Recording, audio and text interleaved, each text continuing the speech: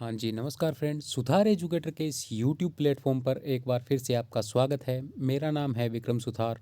तो चलिए शुरू करते हैं। सबसे पहला और बड़ा सवाल, क्या एब्सेंट कैंडिडेट को डीवी के लिए दोबारा मौका मिलेगा? बड़ा सवाल है। हाँ जी, बिल्कुल इनको मौका दोबारा मिलेगा।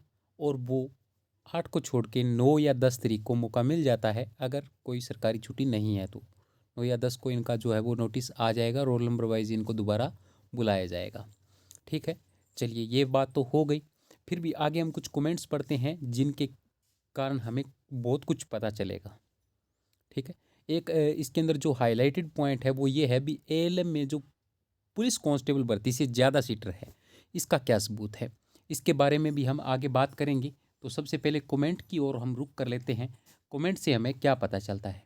सबसे पहले इन्होंने पूछा है, सर एब्सेंट कैंडिडेट को मौका मिलेगा डीवी के लिए और किस डेट को? जी बिल्कुल मिलेगा। और इनको जो मौका है वो 9 या 10 तारीख को मिल जाना चाहिए, अगर सरकारी छुट्टी कोई बीच में नहीं आती है तो। चलिए ये तो होगी कन्फर्म बात। नेक्स्ट देखो, जो डेनी राव है वो कह रहे हैं इनको दोबारा मौका नहीं मिल देना चाहिए, ये फ्रॉड हैं सारे, कुछ सेटलमेंट करेंगे अपना। देखो, मान सकते हैं भी इनमें से कुछ सीटर हो और बहुत सारे फ्रॉड हो और कुछ अपना सेटलमेंट ये करना चाहते हों या कर रहे हों, पर कुछ ऐसे जेन्युइन स्टूडेंट भी हैं जो किसी वजह से वहाँ नहीं पहुँच पाए, तो उनको मौका मिलना चाहिए। वैसे भी भारतीय संस्कृति के अनुसार ये होता है भी, कोई निर्दोष नहीं मारा जाना चाहिए, चाहे दोषी साथ में कितने भी पिस जाए। सिर्फ एक निर्दोष को बचाने के लिए काफ़ी ज़्यादा मशक्क़त करनी पड़ती है। तो ये भारतीय संस्कृति रही है, तो इस तरह का जो कोई भी कदम हम नहीं उठा सकते। चाहे ये फ्रॉड हैं किसी तरह का, अगर वो लगा रहे हैं तो कोई बात नहीं, देखेंगे क्या करते हैं वो। ठीक है, अब इतनी शक्ति के बावजूद भी अगर कुछ होता है तो फिर क्या कर सकते हैं भाई। चलिए नेक्स्ट देखते हैं। नेक्स्ट कमेंट देखें। रोहतास कुमार भाई साहब, इन्होंने बहुत ही गजब का पॉइंट रखा है। आईटीआई इंस्ट्रक्टर इलेक्ट्रीशियन का भी रिजल्ट आना है। हाँ, जल्दी ही इनका रिजल्ट भी आ जाएगा, तो ये भी कंफर्म हो जाएगा। क्या उसके कारण भी एएलएम की कट ऑफ कम रह सकती है? बिल्कुल रह सकती है, अगर कॉमन कैंडिडेट है तो। और ये मानता हूँ कि आईटीआई इंस्ट्रक्टर का पेपर भी बहुत सारे लोगों ने दिया होगा जिन्होंने एएलएम का पेपर दिया है। तो अगर वो आईटीआई इंस्ट्रक्टर में क्लियर होते हैं तो वो उस इंस्ट्रक्टर को ही चूज़ करेंगे, ना कि एएलएम को, क्योंकि ये काफ़ी अच्छी पोस्ट है एज़ कम्पेयर टू एएलएम। तो बिल्कुल प्रभावित हो सकती है। अगर 2 कैंडिडेट भी इधर जाते हैं तो यानी कि 2 सीट ऑटोमेटिकली बढ़ गई, ये भी अच्छी बात है। चलिए नेक्स्ट नेक्स्ट बात कर लेते हैं। नेक्स्ट ये क्या बोल रहे हैं अनिल कुमार जी, इन्होंने काफ़ी अच्छी जानकारी दी है।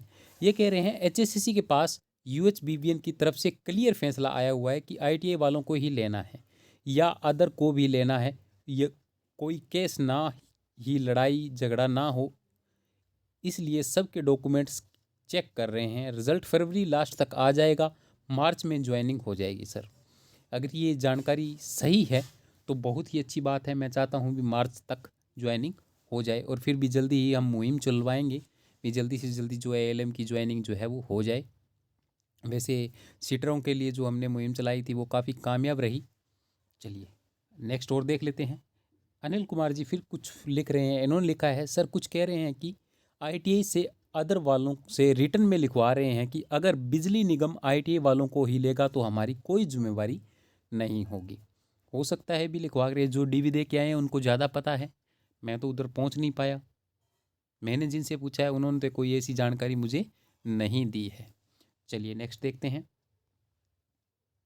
हाँ जी, रविंद्र कुमार जी क्या कह रहे हैं, आज बहुत से बच्चे 55+ बता रहे हैं, कट ऑफ आई जाएगी। बिल्कुल नहीं, कट ऑफ आई जाने के चांसेस बिल्कुल नहीं है। आप ये भी देख लीजिए, 150 कैंडिडेट है जो अब्सेंट हो रहे हैं और बहुत सारे सीटर पकड़े जा रहे हैं।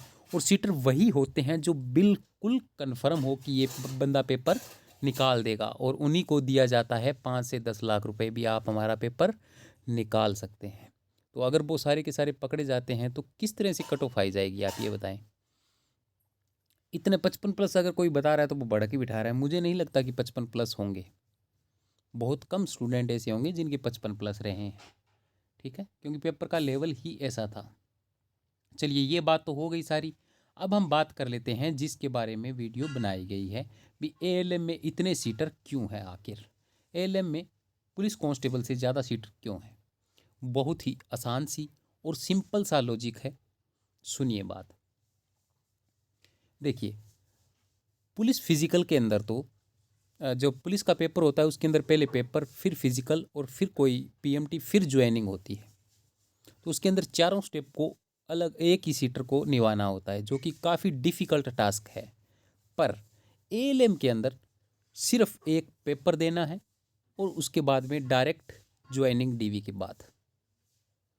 तो ये बहुत ही आसान था सीटरों के लिए। तो सीटरों ने इस एएलएम की भर्ती को ज़्यादा टारगेट किया था, क्योंकि जैसे ही बायोमेट्रिक वेरिफिकेशन, क्रॉस वेरिफिकेशन और फेशियल रिकॉग्निशन स्टार्ट हुई है, सबके अंदर भगदड़ मच गई है। तो सोचिए आप, 150 कैंडिडेट जो हैं वो अब्सेंट हो रहे हैं। कुछ एक का हम जेन्युइन रीज़न मान सकते हैं, भी 10 कैंडिडेट ऐसे हो सकते हैं जिनका जेन्युइन रीज़न है। बाकी एक तो पेपर इतना डिफ़िकल्टी से किसी का क्लियर होता है और फिर भी वो डीवी के लिए ना जाए, ये काफ़ी विडम्बना और आश्चर्यचकित करने वाली बात है। ये तो आप भी मानते होंगे। फिर भी अगर एएलएम में काफ़ी ज़्यादा सीटर पकड़े जाते हैं तो मुझे उसकी खुशी है, क्योंकि जो एलिजिबल कैंडिडेट हैं उनको नौकरी मिलेगी। तो आज के लिए इतना ही। मैं इस तरह की वीडियोस लेके आता रहता हूँ। अगर आपको मेरे विचार पसंद आते रहते हैं तो प्लीज़ मेरे चैनल को शेयर और सब्सक्राइब ज़रूर कीजिएगा। आज के लिए इतना ही। स्वस्थ रहें, सुरक्षित रहें। धन्यवाद।